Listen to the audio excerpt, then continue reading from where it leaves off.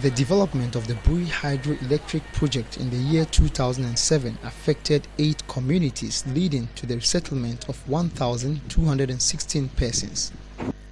Per the recommendations outlined in the Environmental and Social Impact Assessment, a resettlement program was fashioned out to resettle the affected persons who lost their sources of income as a result of the project.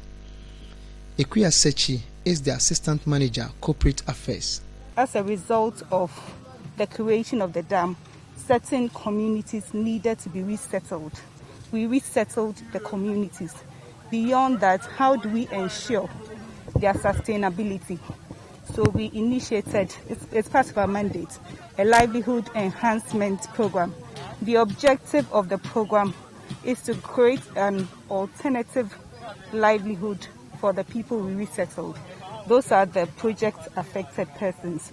And it's mainly so that they will become businesses, not employees, to be able to sustain themselves, to give them financial independence so that they do not depend. We wanted to avoid the dependency syndrome.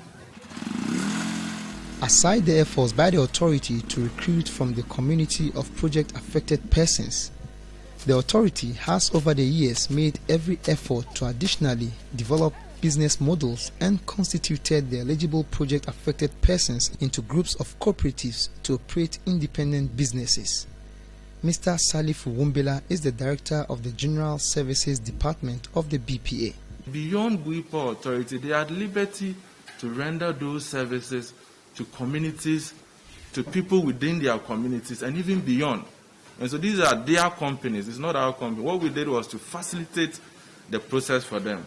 So as I speak to you now, we have 17 businesses that have been duly registered with the Registered General Department, and the certificates are currently in their possession. We are not even keeping them. Since August 2019, 8 models have been constituted, under which several project-affected persons have benefited from. About 365 persons chose the aquatics fishing model as an alternative livelihood program. William Kevin Esuman, a community relations officer with BPA, explains how the ponds operates under this model.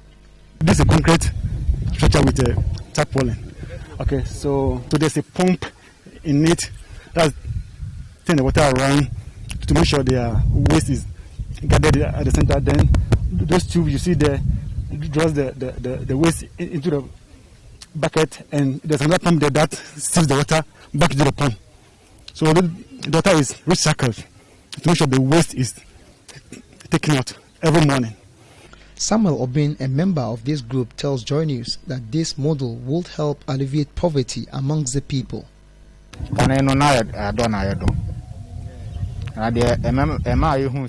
were farming at first, but after learning this trade, it is helping us financially and in the upbringing of our children.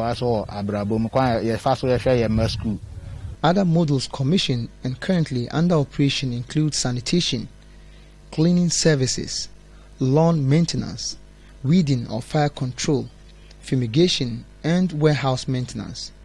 Some of the beneficiaries have been sharing with Joy News how the models have helped in reshaping their lives.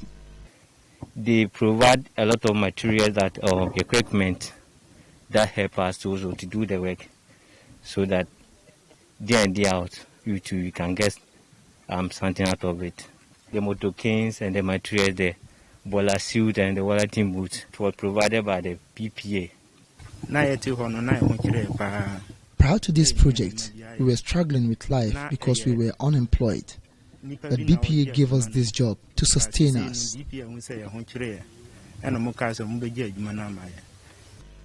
Also, young girls in the affected communities interested in learning the fashion trade were sponsored by the authority to learn the trade.